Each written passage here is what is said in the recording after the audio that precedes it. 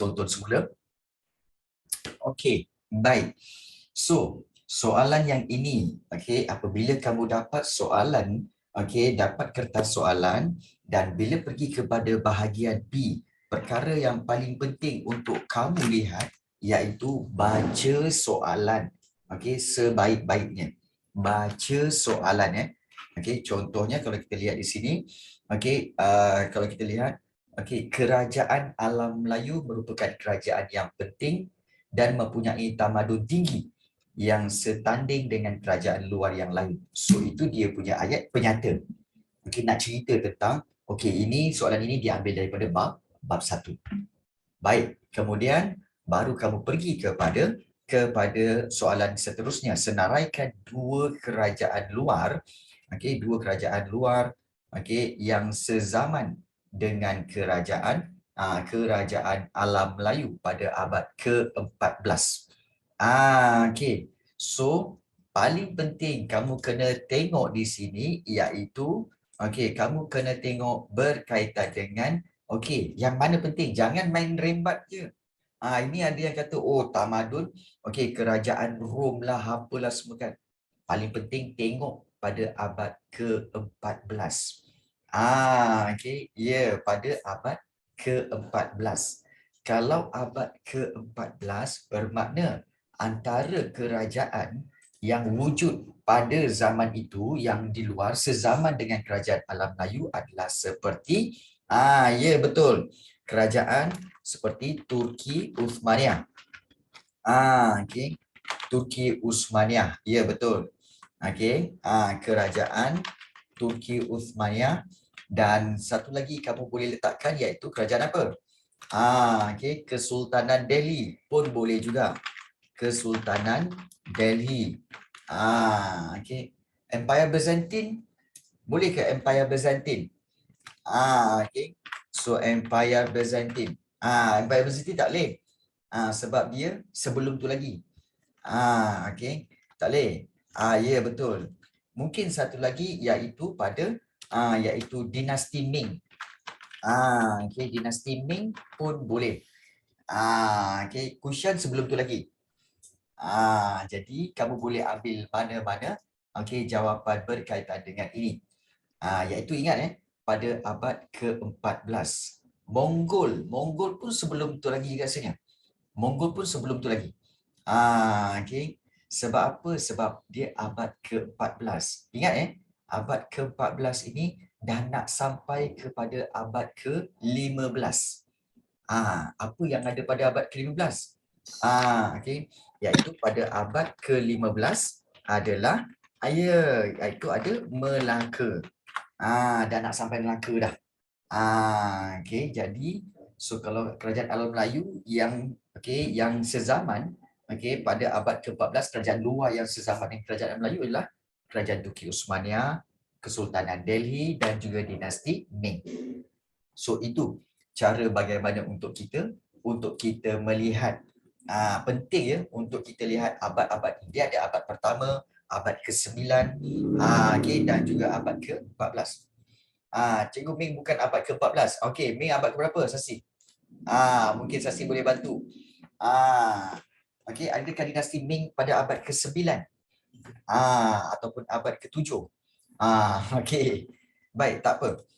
Sekiranya kamu ada persoalan, boleh tulis dalam Zoom chat. Ya, boleh tulis dalam Zoom chat. Baik. Tak apa, 2 markah saja. Okey, tapi paling penting Ming tak ada Ming tak ada. So boleh kita boleh tolak Ming tu. Okey. So Turki Uthmaniyah dan Kesultanan Delhi. Kesultanan Delhi ni di mana cikgu? Iaitu di India. Di India. Okey. Okey, baik. Betul tak? Ada kesilapan tu. Okey. Amal Kowi baru balik dari silat praktis. Nak jadi mat kilau nampaknya.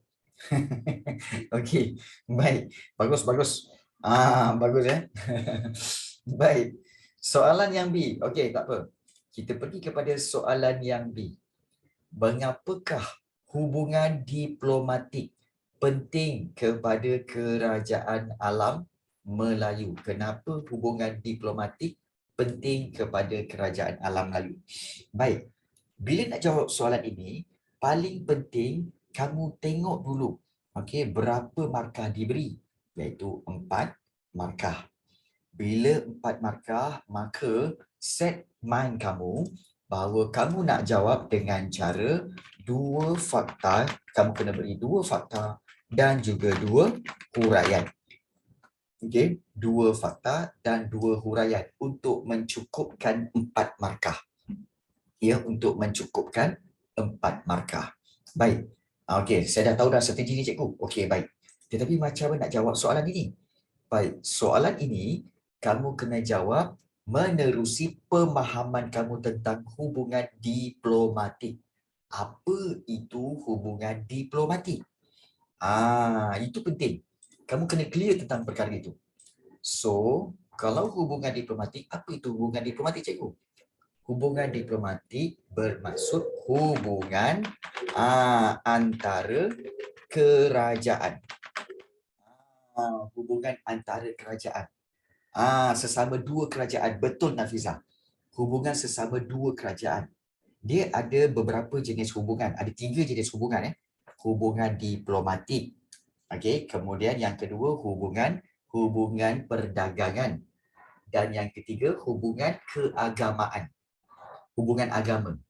Jadi ada 3 jenis hubungan. Okey, kamu kena kenal pasti hubungan-hubungan tu dan perbezaan dia. So, hubungan diplomatik adalah hubungan antara kerajaan, iaitu antara kerajaan alam Melayu dengan kerajaan-kerajaan luar. So, mengapa hubungan diplomatik penting kepada kerajaan alam Melayu? Oh, penting. Okey, untuk apa? Ya, seperti mana yang kita pernah baca. Hubungan kerajaan alam Melayu dengan China dan India. Untuk apa? Yang pertama, untuk mendapat perlindungan. Kamu terus take note kat sini. Okey, kamu sketch dekat situ. Kat atas tu mendapat perlindungan. Dan juga yang kedua, untuk mendapat bantuan ketenteraan. Ketenteraan. Atau juga mungkin untuk membuat apa? Untuk sebagai persahabatan. Betul ini? Persahabatan. Jadi kamu take note benda ni. Okey, aku dah dapat dah 3 fakta. Maknanya, okey, bila dah dapat 3 fakta, kamu terus mulakan ayat jawapan. Okey, ayat jawapan, bina terus ayat jawapan. Hubungan untuk buat hubungan perdagangan pun boleh. Boleh. Okey. Kamu boleh tambahkan seperti buat hubungan perdagangan. Baik. Satu cara yang kamu boleh buat iaitu bagaimana untuk membina ayat jawapan, ambil daripada ayat soalan. Iaitu ayat soalan tu kan kita ambil daripada hubungan diplomatik. Okey, penting kepada kerajaan alam Melayu. Okey, kerana dia macam tu. Yang ini mana datang ayat ni, cikgu? Ayat itu cikgu ambil daripada soalan. Ini dia. Penting kepada kerajaan alam Melayu. Cikgu ambil ayat soalan. Hubungan diplomatik penting kepada kerajaan alam Melayu kerana. Daripada situ kita sambung. Kerana apa? Kerana okey, ataupun kita boleh buat okey, hubungan diplomatik penting kepada kerajaan Melayu untuk mendapat untuk mendapat perlindungan daripada ancaman musuh. Jadi macam tu je, cikgu. Okey, lepas tu nak masuk yang kedua ke? Selain daripada itu mendapat bantuan ketenteraan, boleh juga. Okey, selain itu hubungan diplomatik. Hubungan diplomatik bertujuan untuk mendapat bantuan ketenteraan pun boleh juga. Teknik ini ialah fakta dengan fakta. Ya, fakta dengan fakta. Okey, boleh, tak ada masalah, tapi kena guna penanda wacana. Selain itu. Tapi kalau cikgu lah cikgu tak suka banyak-banyak fakta. Bukan apa, dia macam terlalu rigid nanti.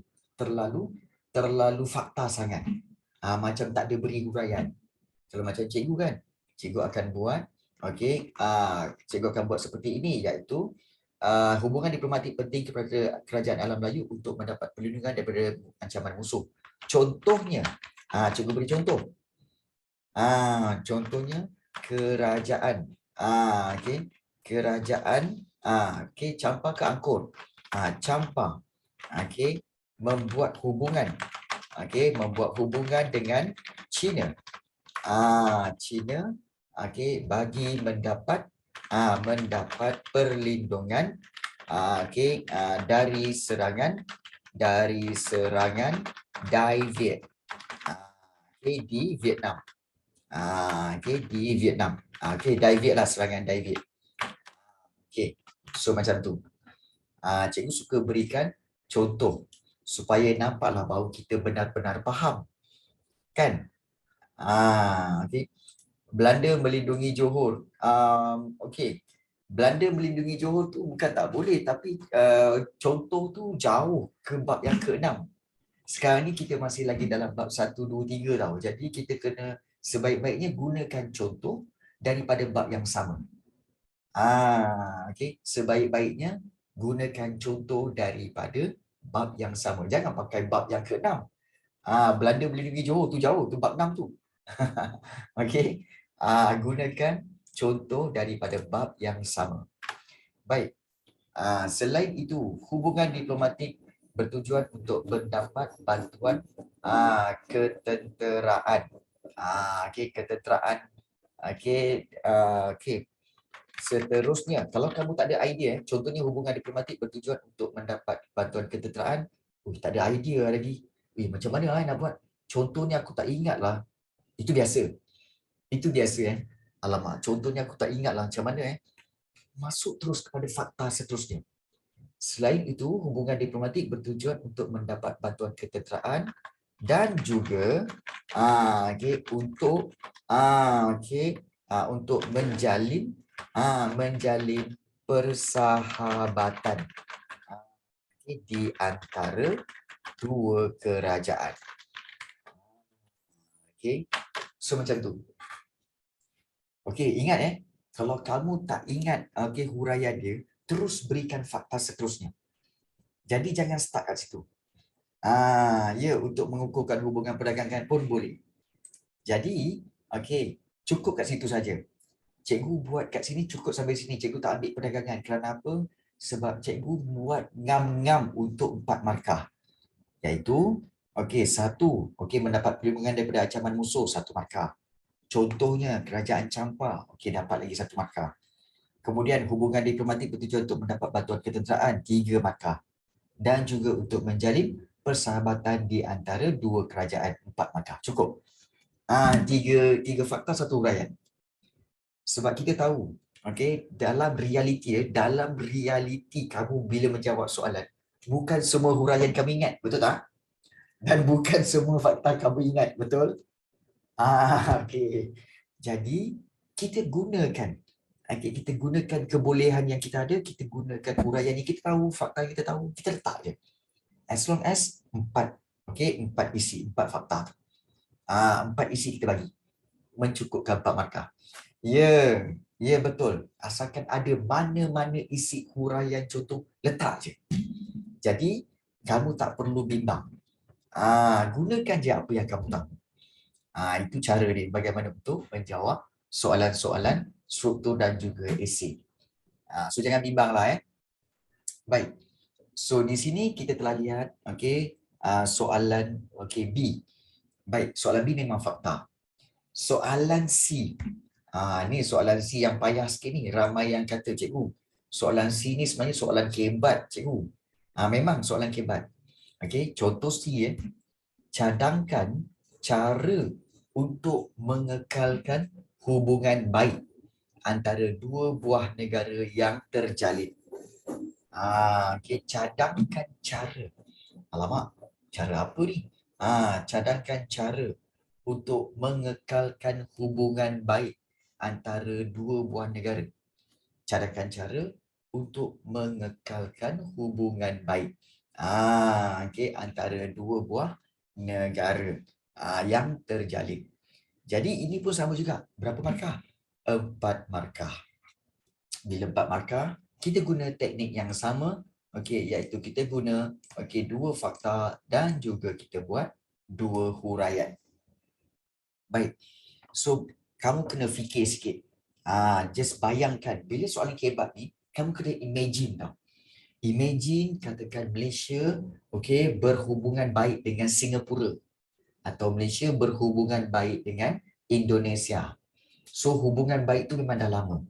Jadi bagaimana untuk mengekalkan hubungan baik antara dua buah negara ni? Aduh cikgu, saya tak boleh fikir cikgu. Okey. Kalau kamu tak boleh fikir, tukarkan hubungan baik antara dua buah negara ni dengan hubungan baik antara dua orang manusia. Contohnya hubungan baik antara kamu dengan kawan-kawan kamu. Bagaimana kamu nak mengekalkan hubungan baik dengan kawan-kawan kamu? Sebenarnya sama je. Sama je. Baik. Cara nak mengekalkan hubungan baik. Pertama, macam mana kamu dengan kawan kamu, macam itulah kerajaan dengan kerajaan. Kenapa soalannya hampir sama dengan soalan dalam periksa? Alamak. Okey. Alamak, Razan. Okey. Baik, Zan. Sebenarnya cikgu memang dapat banyak soalan-soalan seperti soalan periksa. Jadi sebab itu ini sebagai contoh. Hopefully nanti kalau ada keluar soalan periksa, harap-harap keluar yang samalah. Kan? Baik. Saling memberi hadiah. Okey, baik. Carakan cara untuk mengekalkan hubungan baik kamu dengan kawan kamu. 4 tahun lepas ke aktiviti terus. Ya ke? Macam main busuk je. Okey, main busuk. Kenapa main busuk? Kenapa main busuk? Okey. Baik, apa yang busuknya? Tak ada yang busuk pun. Okey, tak ada yang busuk pun. Cikgu dah leak soalan. Okey. Baik. Dia sebenarnya macam ni, Haris Liao. Sebenarnya kan, kalau kamu nak tahu, soalan seluruh Malaysia, kalau soalan kertas sejarah tingkatan 2, especially bab 1, dia mesti akan tanya benda yang sama. Jadi bayangkan beribu-ribu guru sejarah buat soalan tentang bab 1. Dah tentulah benda yang sama, iaitu tentang hubungan, tentang kerajaan-kerajaan alam Melayu dan lokasi-lokasi kerajaan alam Melayu. Benda yang sama. Jadi sudah pasti soalan-soalannya pun akan hampir sama. Soalannya akan hampir sama. Jadi kamu jangan risau. Soalan memang hampir sama sebab beribu-ribu guru sejarah dalam Malaysia ni yang akan buat soalan peperiksaan. Jadi dah tentulah soalan dia sama. Soalannya hampir sama. Ubah sikit-sikit je dalam bentuk ayat. Jadi janganlah kamu rasa macam tak baik tau cikgu ni bocorkan soalan. Bukan. Cikgu pun tak tahu sekolah kamu tu ambil soalan ni ke tidak, cikgu tak tahu.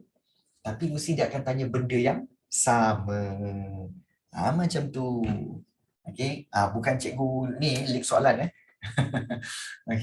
So soalan dia hampir sama sebenarnya. Baik. Kita lihat bagaimana kamu nak kekalkan hubungan baik dengan kawan-kawan kamu. Yang pertama iaitu paling penting iaitu menghormati. Paling penting kita haruslah menghormati pendirian ataupun kita kata menghormati dasar dan pemerintahan kerajaan lain. Kerajaan lain. Jadi itu paling penting. Kita kena hormat dasar dan pemerintahan kerajaan lain walaupun mungkin tak sama dengan kita. Kita kena hormat. Macam kita hormat kawan-kawan kita kan walaupun berfikiran yang berbeza. Tapi kita kena hormat. So, cara untuk mengekalkan hubungan baik yang pertama, menghormati dasar dan pemerintahan kerajaan lain. Ya betul. Yang kedua iaitu kita perlu bersikap terbuka. Bukan bersifat terbuka Encik, bersikap. Bersikap terbuka dalam menjalin hubungan persahabatan. Hubungan persahabatan. So ini yang cikgu salin ini, yang cikgu tulis ini adalah dua fakta. Baik, cikgu, huraian macam mana? Huraian nanti. huraian ni, okey, kamu tak perlu fikir dulu. Mulakan ayat jawapan. Okey, fakta kamu dah beri, terus mula ayat jawapan. Baik. Huraian akan datang kemudian. Betul ke cikgu? Betul. Kamu tengok contohnya Baik. Okey, kita mulakan dengan ayat soalan. Cara untuk mengekalkan hubungan baik antara dua buah negara adalah kita ambil fakta yang pertama adalah menghormati dasar dan pemerintahan kerajaan lain. Jadi sikap kemudian kalau kita buat huraian dia. So kita ambil perkataan menghormati tu. Macam mana nak menghormati tu? Kita boleh kata apa? Dasar dan pemerintahan yang berbeza. Ataupun kita boleh buatlah walaupun dasar dan pemerintahan kerajaan lain itu berbeza. Berbeza dengan kita. Namun kita harus menghormati pendirian mereka. Titik. Betul. Itu yang cikgu cakap tadi kan. Macam kita dengan kawan kita. Walaupun kawan kita tu pemikiran dia berbeza, tapi kita harus menghormati pemikiran mereka itu, menghormati keputusan mereka, menghormati pendirian mereka. Macam tu. So itu dah 2 markah, fakta dan huraian. Baik, seterusnya kita boleh buat penanda wacana. Seterusnya kita haruslah kita kata bukan kita seterusnya untuk mengekalkan hubungan baik antara dua kerajaan perlu bersikap ataupun perlulah bersikap terbuka dalam menjalin hubungan persahabatan.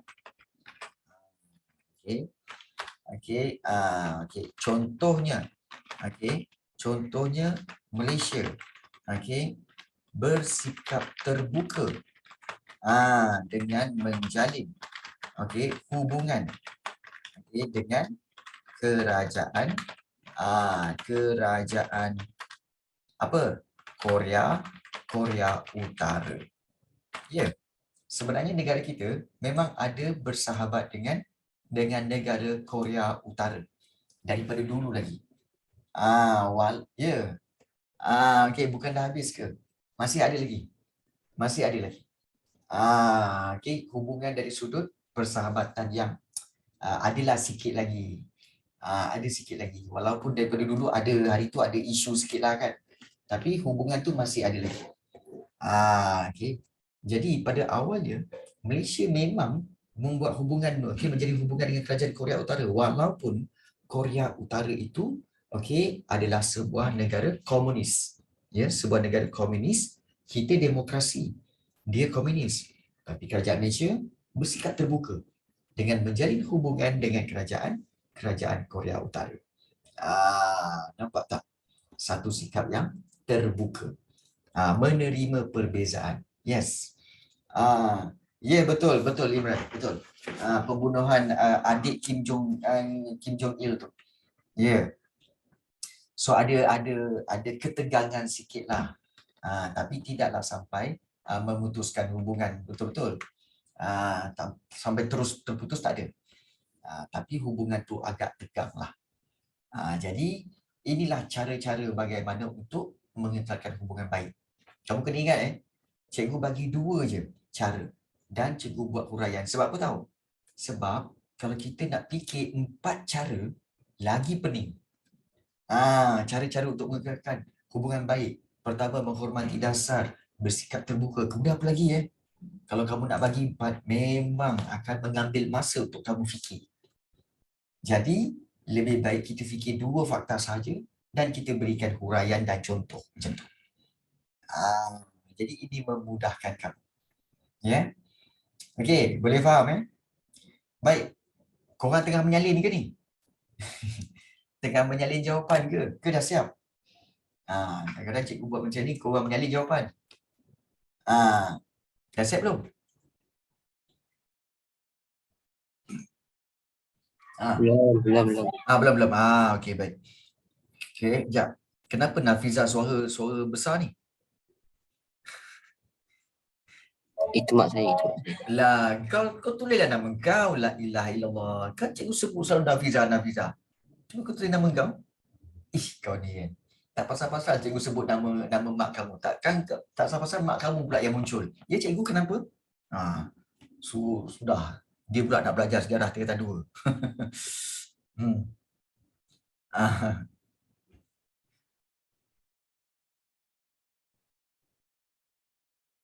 Okey belum? Silakan.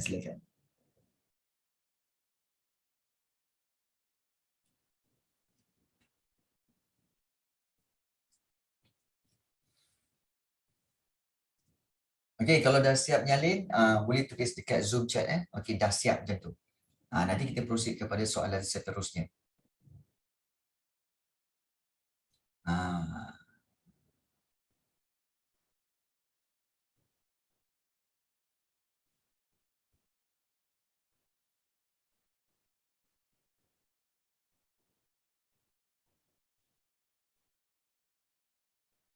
Okey, so Pravin.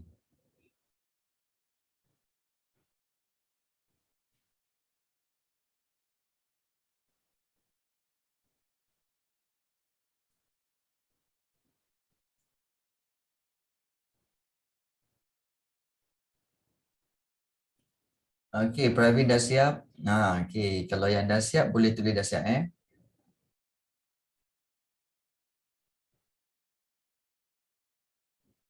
Okey, Amalia pun dah siap.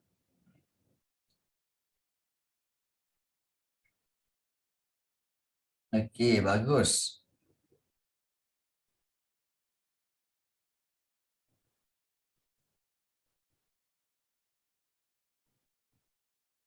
Okey, so ramai yang dah siap.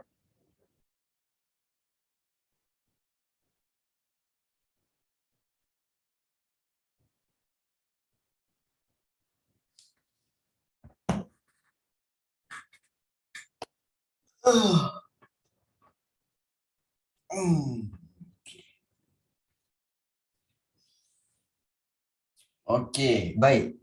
So, boleh cikgu proceed kepada soalan seterusnya? Okey. Boleh Okey, baik. Ramai pula nak join ni.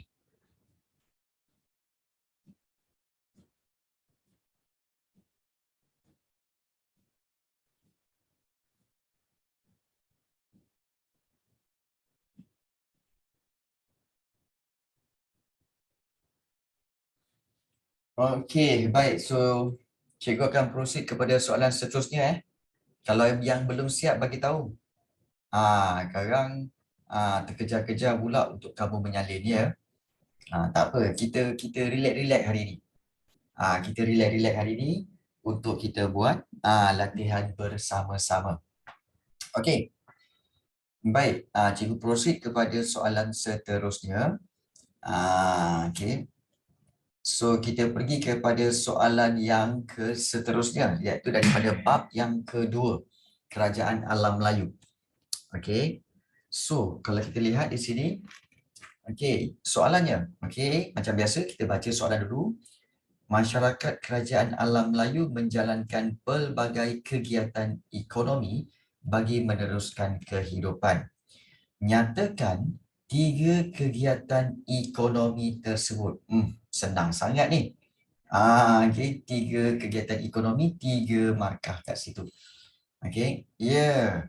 Okey, mudah saja. Yang pertama iaitu pertanian. Ini memanglah pertanian, okey, bercucuk tanam. Okey, jangan tulis bercucuk tanam, jangan tulis okey, sawah padi. No no no no. Dia kata kegiatan ekonomi, maknanya yang umumnya tu. Okey, pertanian. Yang kedua iaitu perdagangan. Dia macam tu. Jangan korang cerita pula, okey, mengambil biji timah.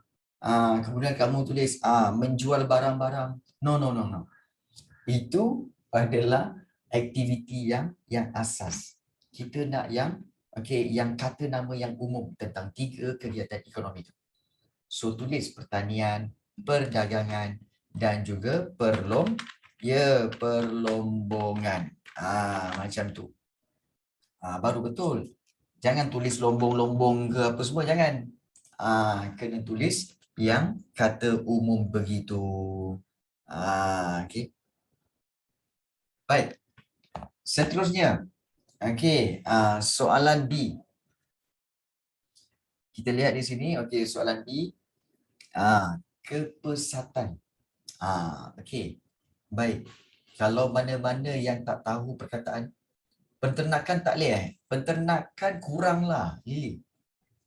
Penternakan tu kurang. Biasanya penternakan tu dikategorikan sebagai pertanian juga.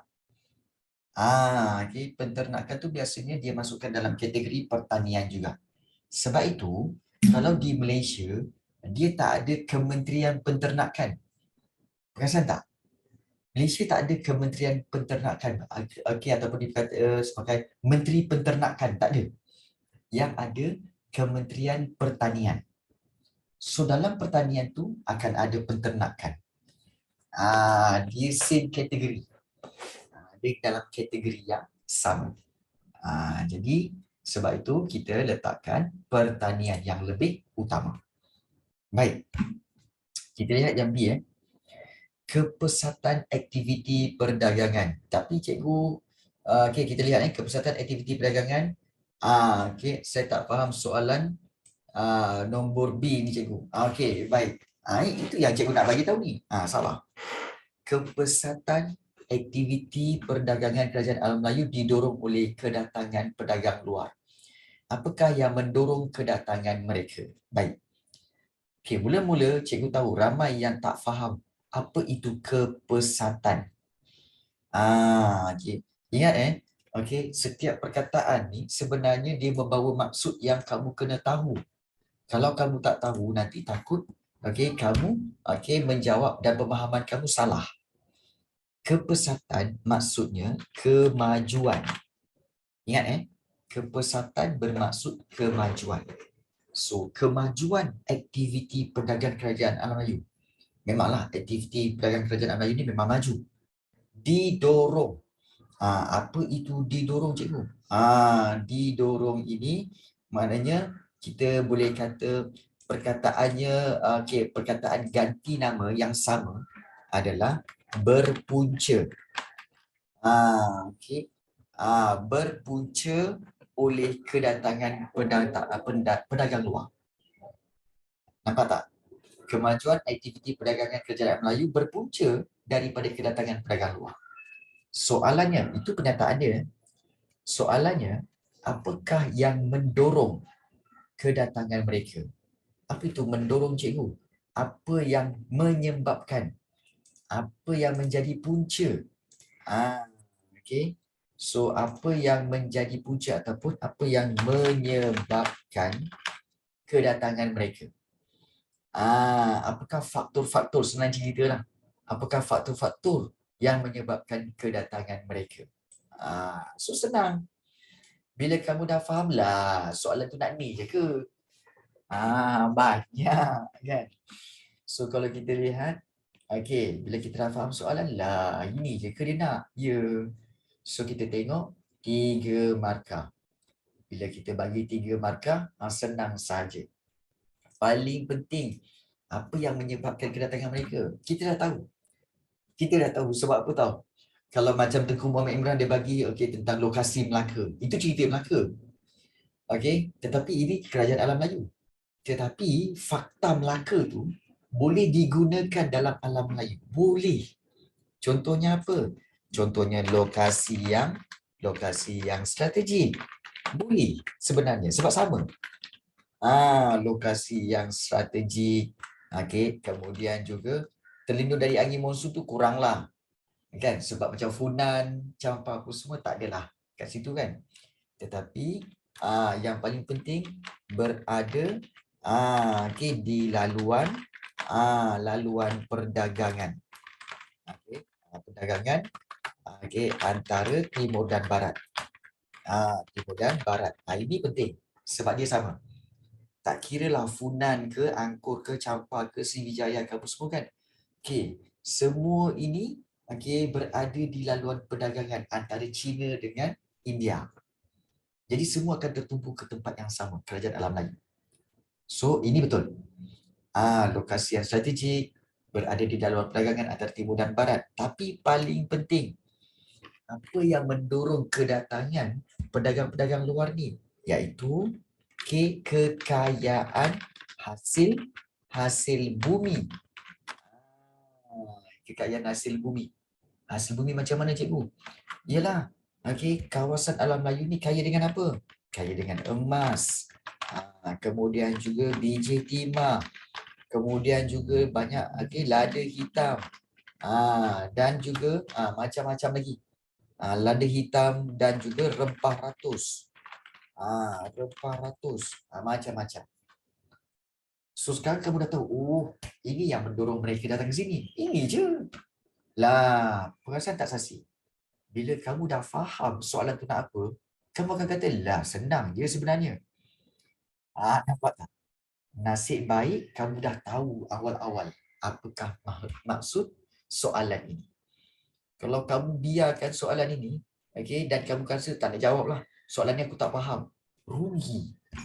Sebab jawapan dia memang senang. Nampak tak? Jawapannya sebenarnya senang aja. Tapi sebab kita tak faham soalan, maka kita tinggalkan dia. Jadi rugi. Sebab itu penting untuk faham soalan. Bila dah faham soalan, senang untuk kita nak beri jawapan. Baik. So kita dah tahu poin-poin untuk menjawab soalan ini. So kita mulakan ayat jawapan. Baik. Kita boleh buat antara sebab yang mendorong kita ambil mendorong kedatangan mendorong kedatangan pedagang luar ke alam Melayu. Kedatangan pedagang luar ke alam Melayu adalah lokasi pelabuhan. Yang strategik tu apa? Bukan kerajaannya, pelabuhannya. Adalah lokasi pelabuhan kerajaan alam Melayu yang strategik. Kerajaan alam Melayu yang strategik. Kemudian huraiannya. Pelabuhan kerajaan alam Melayu terletak di laluan perdagangan antara timur dan barat. Titik. So kalau kita lihat ini kaedah dia.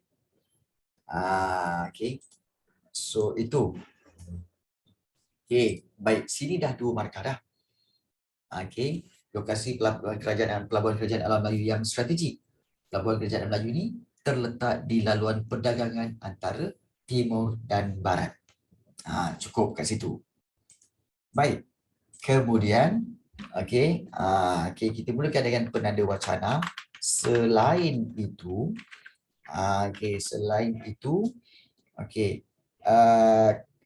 kerajaan alam Melayu.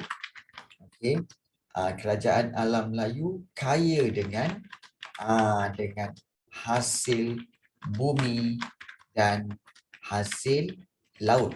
Kita baru teringat. Aku belajar hari tu hasil bumi pun ada. Hasil laut pun ada. Kan? Hasil laut seperti sirip ikan hiu, okey, dan pelbagai lagi seperti mutiara, kan? Gamat. Yelah, hasil bumi dan hasil laut. Tambah. Satu kerajaan alam Melayu kaya dengan hasil bumi dan hasil laut. Okey. Okey, kita boleh dan kemudian kita buat huraian. Okey, iaitu terdapat terdapat hasil bumi seperti emas, biji timah, biji timah dan kita ambil juga dan perak. Dan perak yang yang banyak di kawasan kawasan alam Melayu. Titik. Jadi terdapat hasil bumi seperti emas, biji timah dan perak yang banyak di kawasan Melayu. Kita sambung lagi lah bagi menguatkan ayat. Terdapat hasil bumi seperti emas, biji timah dan perak yang banyak di kawasan alam Melayu.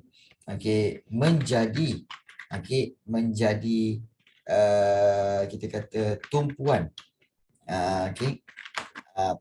pedagang luar, pedagang luar untuk datang ke alam Melayu. Apa cikgu ejas sikit ayat ni Terdapat hasil bumi seperti emas dan perak yang banyak menyebabkan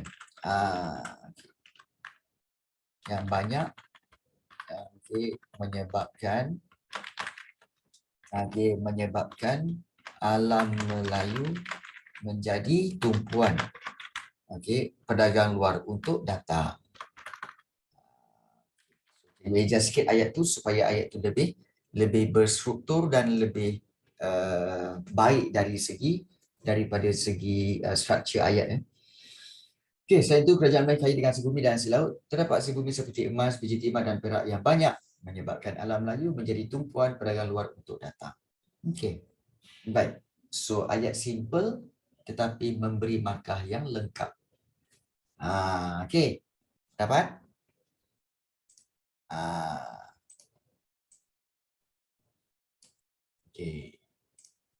So cukup untuk untuk 3 markah. Berlebih lagi sebenarnya berlebih lagi sebenarnya ni. Tapi tak apalah. Kalau kita rasa alamak dah terlebih tak apalah. Kalau dah terlebih tak apa, jangan sengaja nak cari lebih. Kalau sengaja cari lebih sekarang takut mengambil masa dan membuang masa kamu. Kalau bagilah terlebih tak apa. Baik. Seterusnya. Kalau kita lihat.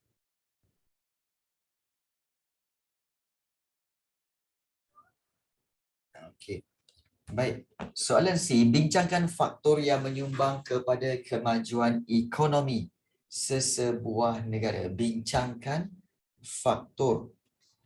Faktor yang menyumbang kepada kemajuan ekonomi sesebuah negara. Baik.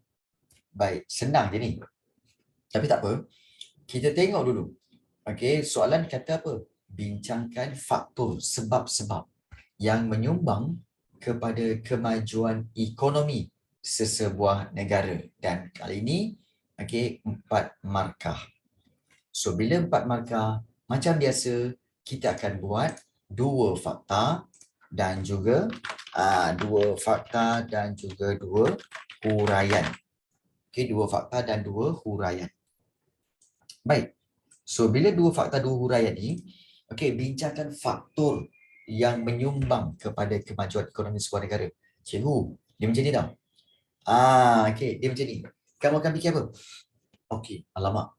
Aku tak ingatlah kerajaan alam Melayu punya faktor yang menyumbang kepada kemajuan ekonomi sebuah negara. Aku tak ingatlah tentang kerajaan alam Melayu punya faktor-faktor. Jangan risau. Sebab soalan C ini adalah soalan kebat. Bila soalan kebat ini, kamu tak semestinya gunakan contoh daripada kerajaan alam Melayu. Kamu juga boleh gunakan contoh daripada masa kini. Daripada masa kini boleh.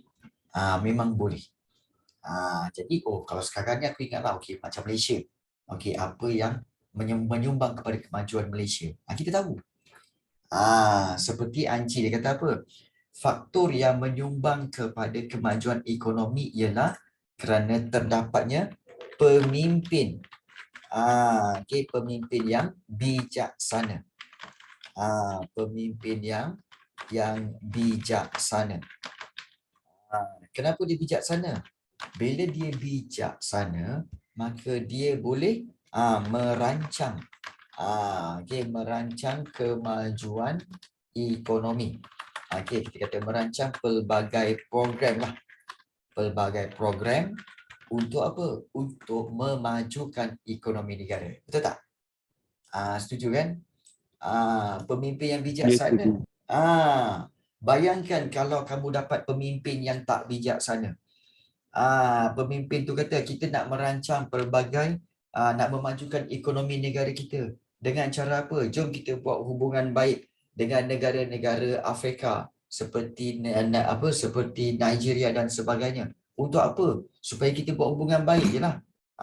Jadi kita kata apa faedahnya? Kan? Jadi kita buat hubungan baik dengan Israel. Okey. Untuk buat apa hubungan baik dengan Israel? Untuk kemajuan ekonomi. Tu kalau dapat pemimpin macam tu lempang je. Kan? Sebab kita tak buat hubungan dengan kerajaan seperti Israel. Jadi perlu cari pemimpin yang bijaksana untuk merancang pelbagai program bagi kemajuan ekonomi. Betul. Pemimpin paling penting. Jadi ingat pada pilihan raya akan datang, undilah saya. Undilah saya. Okey, maka undilah saya akan memastikan sekolah akan bermula pada pukul 8.30 pagi. Kerana 7.30 hingga pukul 8.30, anak-anak perlu sarapan bersama ibu bapa untuk mengeratkan hubungan kekeluargaan. Yeah. Okey. Yeah. Okay, setuju. Ya, betul. Dan yang kedua, satu hari hanya belajar 3 subjek sahaja. 3 subjek saja. Tak payah banyak-banyak satu hari. 3 subjek saja. Yes. Okey, undi-undi. Sangat setuju. Okey. Baik. Tak payah banyak-banyak. Okey. Ya, okey. Baik. Betul. Tak bila kau nak undi cikgu pun tak tahu. 3 tak subjek tersebut tak sejarah. Ya, apalah Imran. Okey. Baik, exam setahun sekali je. Betul Kisha. Betul. Cikgu setuju. Exam setahun sekali je kan. Tak payahlah kita memberi tekanan kepada para pelajar. Betul. Siapa setuju? Yes. Suka hati kau orang aja. Kau ingat ni kerajaan cikgu ke? Kau ingat ni kerajaan alam Melayu Cikgu Rafi? Tak ada. Okey. Baik. Okey. Seterusnya. Okey, kita dah ada. Okey, kita dapat. Okey, baik. Rajin berusaha, okey, boleh ke jadi perkembangan teknologi. Betul. Cikgu setuju. Okey, pemimpin yang bijaksana merancang pelbagai program. Yang kedua, faktor yang menyumbang kepada kemajuan ekonomi sebuah negara iaitu iaitu kemajuan iaitu kita kata peningkatan teknologi. Ini penting. Okey. So, faktor yang menyumbang kepada kemajuan ekonomi negara apabila berlakunya peningkatan teknologi. Jadi, penggunaan teknologi maju.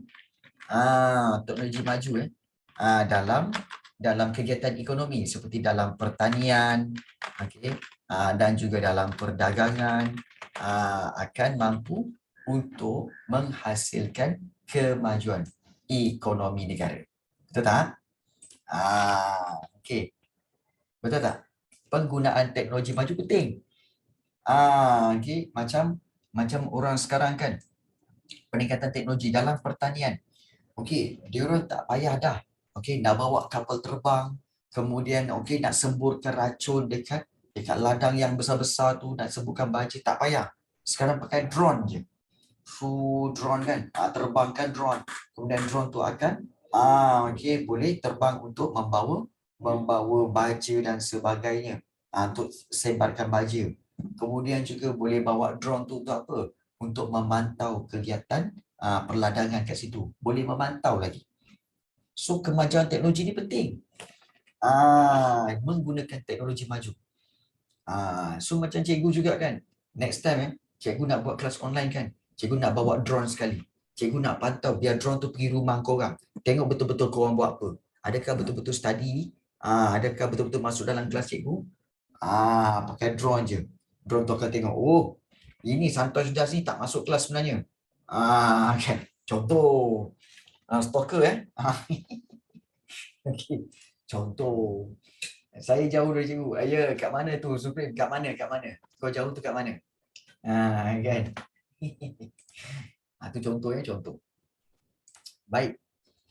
So, bila kita dah dapat idea pemimpin yang bijaksana merancang pelbagai program, maka kita boleh mulakan ayat jawapan. Kenapa pula keluar yang ini? Okey, so kita mulakan ayat jawapan kita dengan kita mulakan ayat, ambil daripada ayat soalan. Faktor yang menyumbang kepada kemajuan ekonomi sesebuah negara adalah pemimpin yang bijaksana. Ini faktor yang menyumbang kepada kemajuan ekonomi negara adalah pemimpin yang bijaksana. Iaitu bijaksana macam mana cikgu? Pemimpin seperti ini, ataupun pemimpin yang bijak. Kita ambil daripada ayat fakta tadi. Pemimpin yang bijak mampu merancang pelbagai program. Untuk membawa kemajuan ekonomi sesebuah negara. Nampak tak? Pemimpin yang bijak mampu merancang pelbagai program untuk membawa kemajuan ekonomi sesebuah negara. Membawa ke? Macam tak cantik je. Untuk meningkatkanlah. Kita ambil. Meningkatkan kemajuan ekonomi sesebuah negara. Baik. So, dah dua dah. Dan kita ambil seterusnya. Seterusnya, gunakan penanda wacana. Seterusnya, faktor lain yang menyumbang kemajuan ekonomi adalah iaitu peningkatan teknologi dalam kegiatan ekonomi. Baik, titik. Kemudian kita sambung. Baik, penggunaan teknologi maju dalam pertanian, perindustrian dan perdagangan. Perdagangan mampu membawa peningkatan. Mampu membawa teknologi maju dalam pertanian, perindustrian dan perdagangan mampu meningkatkan pengeluaran. Yang seterusnya memajukan kegiatan ekonomi.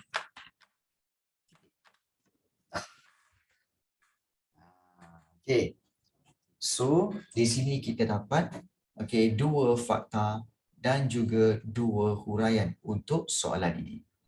Ini fakta, huraian, fakta dan juga huraian. So, cukup untuk 4 markah. Okey. Sekarang salin.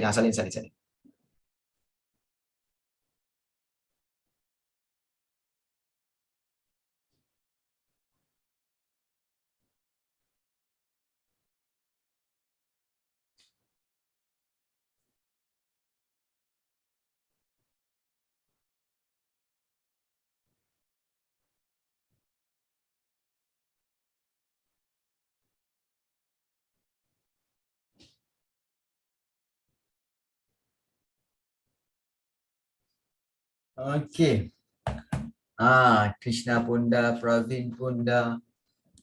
Okey.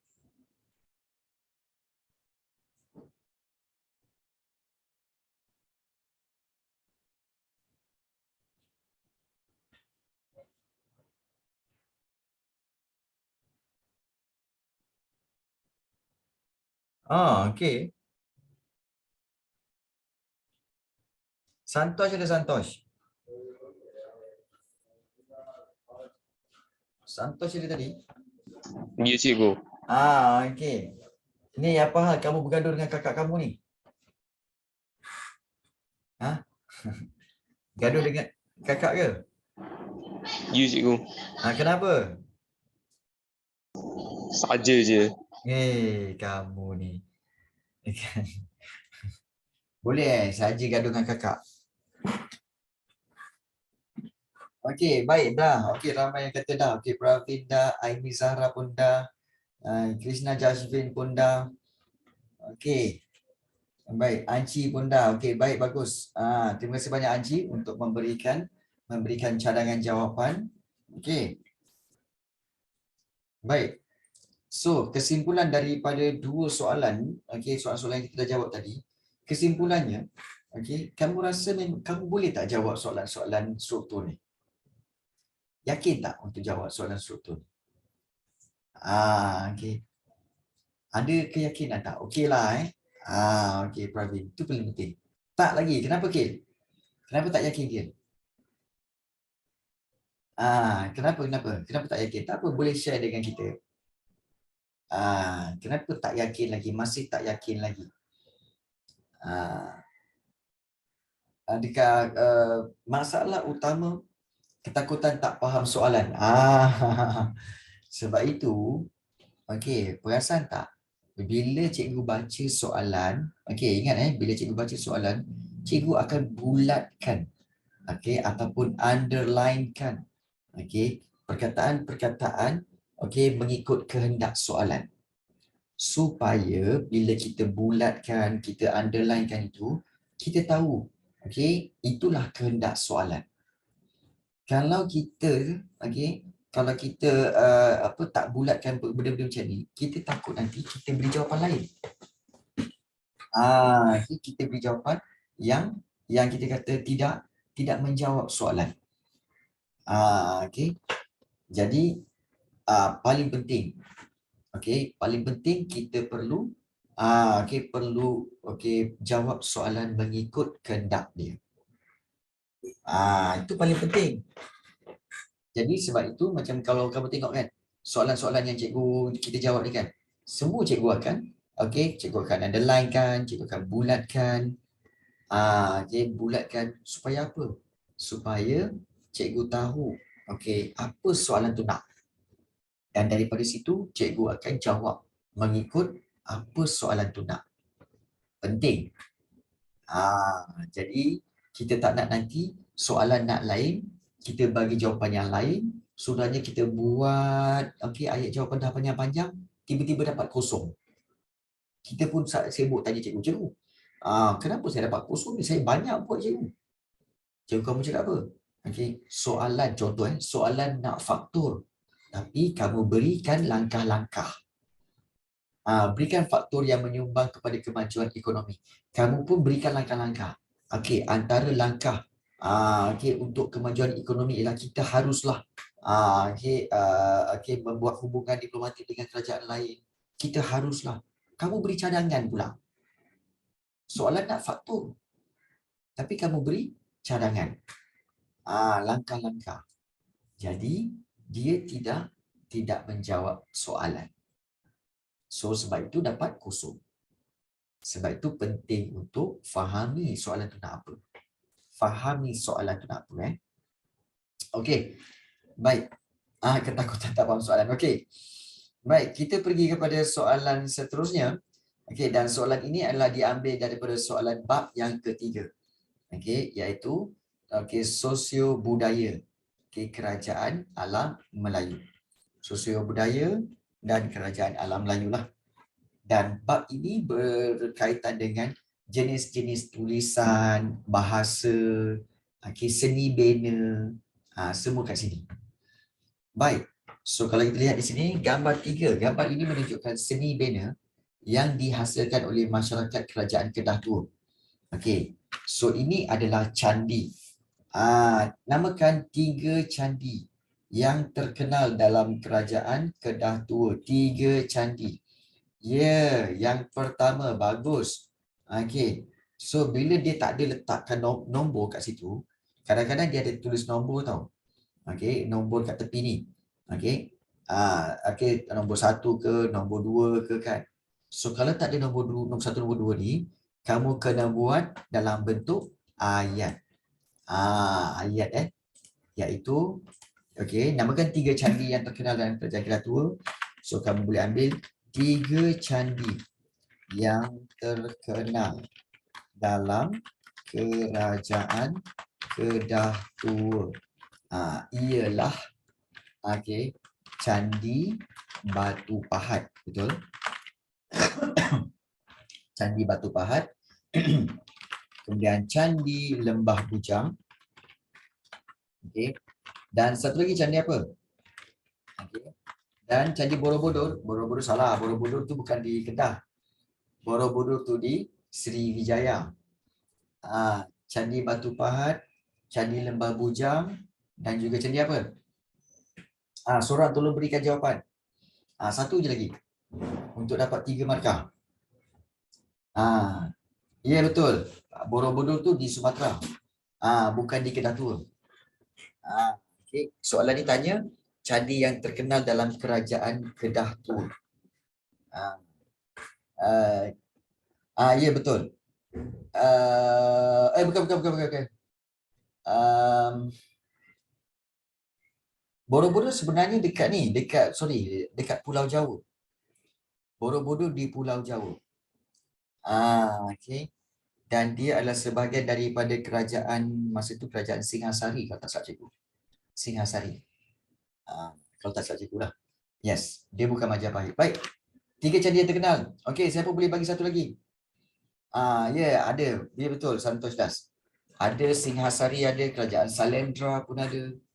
Banyak tau kerajaan alam Melayu. Macam cikgu cakap, kerajaan alam Melayu sebenarnya total ada lebih kurang 34 ke 36 kerajaan. Yang kita belajar ni baru 7. Okey. Baru 7. Baik, satu lagi iaitu Candi Bendang Dalam. Ada Candi Bendang Dalam. Okey. Ada Candi Bendang Dalam. Iaitu candi di kerajaan Kedah Tua. Macam pelik je nama tu. Macam pelik nama tu. Okey. Baik, ada jawapan lain? Okey. Okey, kalau ada nanti bagi tahu. Okey, sebab cikgu akan biarkan jawapannya di sini. Okey. Cikgu akan biarkan satu lagi kamu letak. Ya, apa adik? Boleh bantu. Okey. Oh ada Candi Bendang Dalam ada di Kedah Tua. Okey, baik, bagus. Adik faham. Kita nak confirmation kita nak kepastian Candi Bendang Dalam. Okey, ada di Kedah Tua. Okey. So Candi Batu Pahat, Candi Lembah Bujang dan juga Candi Bendang Dalam. Baik. Soalan B. Tanpa kecanggihan teknologi, masyarakat alam Melayu berjaya membina candi. So apakah faktor kejayaan tersebut? Okey. Tanpa kecanggihan teknologi, masyarakat alam Melayu berjaya membina candi. Apakah faktor dia? 4 markah. So, 4 markah kita tahu 2 fakta dan 2 huraian. So, apakah faktor kejayaan tersebut? Pertama sekali iaitu iaitu pertama sekali faktor kejayaan mereka adalah kerana kegigihan. Kegigihan masyarakat alam Melayu. Di mana mereka gigih untuk membina membina candi tanpa kemajuan teknologi. Mereka menggunakan apa? Tenaga manusia. Itu kegigihan. Bila banyak guna tenaga manusia ni, dia berpunca daripada kegigihan, kerajinan masyarakat alam Melayu.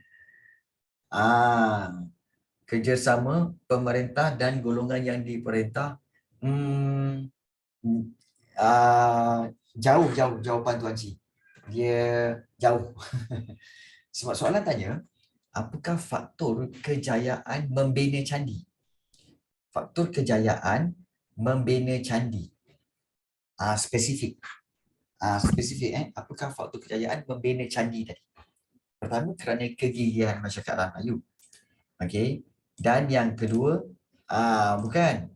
Okey, yang kedua iaitu baik, yang kedua iaitu creativity. Yang tinggi untuk masyarakat kerajaan alam Melayu. Maknanya masyarakat alam Melayu memiliki kreativiti yang tinggi. Maknanya kreatif. Kreatif iaitu mereka boleh membina ataupun menghasilkan batu-batu yang kuat, yang keras dengan mencampurkan bahan-bahan dia, kemudian mereka jemur, kemudian diorang bakar dengan suhu yang tinggi supaya batu itu jadi keras dan boleh bertahan sampai sekarang. Maknanya apa? Mereka memiliki kreativiti yang tinggi. Kreatif. So itu yang kita kata faktor kejayaan masyarakat alam Melayu berjaya membina candi. Kegigihan masyarakat alam Melayu dan juga kreativiti yang tinggi. So, kita boleh bina ayat iaitu masyarakat kerajaan alam Melayu berjaya membina candi kerana beberapa faktor seperti ini ayat yang cikgu sengaja bina secara kreatif lah. Ayat sama je bosan juga kan. So, masyarakat kerajaan alam Melayu berjaya membina candi kerana beberapa faktor seperti kegigihan masyarakat masyarakat kerajaan alam Melayu. Menggunakan sumber alam pun boleh kan cikgu? Ya. Kreatif dalam menggunakan sumber alam pun boleh. Kegigihan masyarakat alam Melayu. Baik. So, masyarakat alam Melayu rajin dan gigih dalam membina candi yang pastinya ini pendapat kita boleh selitkan yang pastinya mengambil masa yang lama untuk dibina.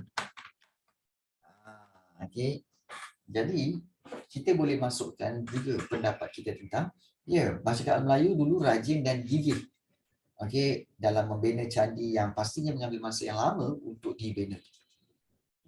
Kadang-kadang candi dibina itu kadang-kadang ambil masa setahun, 2 tahun untuk siap. Namun mereka gigih dalam membina candi itu sedikit demi sedikit. Sedikit demi sedikit. Baik. Selain itu, fakta seterusnya, selain itu, masyarakat alam Melayu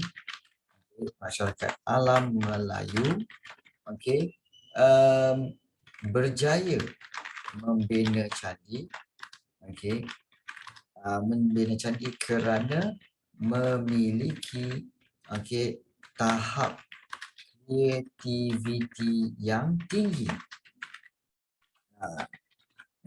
Tinggi. Kemudian kita tambah huraiannya, mereka tahu. Macam contoh cikgu cakap tadi, bagaimana mereka tahu bagaimana untuk membuat batu bata yang berkualiti tinggi. Berkualiti tinggi untuk pembinaan candi itu. So kita kata mereka memiliki tahap kreativiti yang tinggi. Mereka juga boleh menggunakan sumber alam pun boleh. Mereka tahu bagaimana untuk menggunakan sumber alam pun boleh juga. Cikgu buat ayat yang simple-simple, tahap-tahap kita-kita je. Supaya kamu mudah untuk faham dan boleh gunakan poin-poin ini untuk menjawab soalan. Simple kan? Senang-senang saja. Baik. Mudah saja. Dan soalan terakhir. Soalan bahagian C. Bahagian ini iaitu soalan C. Soalan C biasalah soalan kebat. Bagaimana cara kita untuk melindungi warisan sejarah? Bagaimana cara kita untuk melindungi warisan sejarah seperti candi di negara kita daripada kemusnahan? So, untuk melindunginya kita perlu buat apa? Iaitu pertama sekali kita perlu baik pulih. Baik pulih kerosakan lah. Sudah tentu candi ni pernah rosak kan akibat faktor cuaca. So kita perlu baik pulih kerosakan. Kerosakan candi tu. Kita kena baik pulih kerosakan candi tu. Kemudian yang kedua iaitu meletak. Tak boleh Encik. Candi ni sebenarnya adalah candi ni sebenarnya adalah binaan tau. Macam mana nak bawa binaan tu masuk dalam museum? Binaan ni. Dia binaan. Dia sebenarnya macam bangunan lah sebenarnya. Baik pulih kerosakan candi. Kemudian juga yang kedua, kita boleh letakkan isytiharkan kawasan candi itu sebagai tapak warisan dunia. Isytiharkan kawasan candi sebagai tapak warisan dunia. Membuat dokumentasi warisan negara. Dokumentasi is documentation. So documentation dia tidak melindungi, dia hanya menyebarkan maklumat tentang candi itu. So isytiharkan kawasan candi sebagai tapak warisan dunia penting supaya candi itu akan dikenali seluruh dunia dan akan menerima perlindungan daripada UNESCO, iaitu daripada PBB sebenarnya lah. Sebab itu penting baik pulih kerosakan candi, isytiharkan kawasan candi sebagai tapak warisan dunia.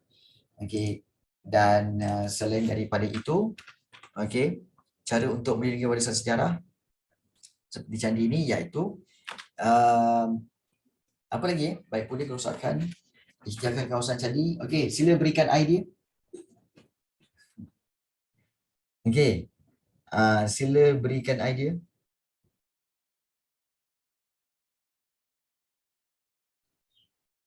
Ada tak idea? Tak ada. Baik pulih kerosakan candi, isytiharkan kawasan candi sebagai tapak warisan dunia, dan satu lagi, iaitu kita boleh tulis iaitu menjadikan candi sebagai tapak pelancongan. Ataupun kawasan pelancongan. Kawasan pelancongan Supaya apa? Supaya kita tahu bahawa dengan kawasan pelancongan untuk apa? Untuk sebagai tarikan pelancong. Tak, sebenarnya okey, menjadikan kawasan sebagai kawasan pelancongan ini okey akan menyebabkan kita memperoleh dana, okey, memperoleh dana daripada tiket masuk tu ya. Daripada tiket masuk nak tengok candi tu tau.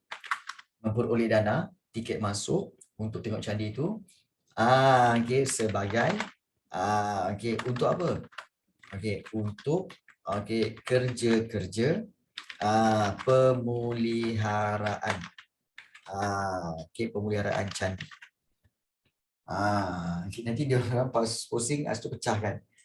Itu pun betul juga.